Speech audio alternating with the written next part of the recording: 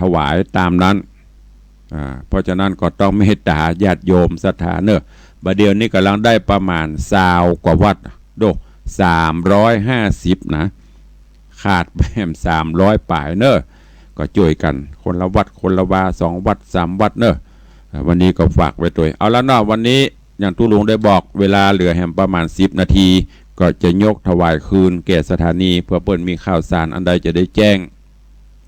ก็เดี๋ยวจะได้ไปศาสนกิจงานต่อ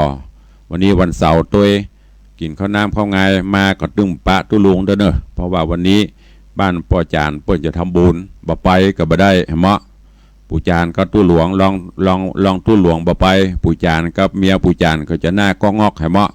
อันเนี้ยตั้งได้ก็ดีเอาใจตัวเก่าก็ต้องมีภาระเอาใจเปิ้นพ่องอีนะก็ปุ่นเนอะตอนบ่ายเก๋ๆปุ่นอ่ะถ้าจะอยู่ก็ขอแจ้งทุกท่านตัวอยู่ดีมีสุขมันกันจุตนจุองจุผู้จุคนเนอจัตตารโอธรรมาวัฏันติอายุวันโนสุขังพลัง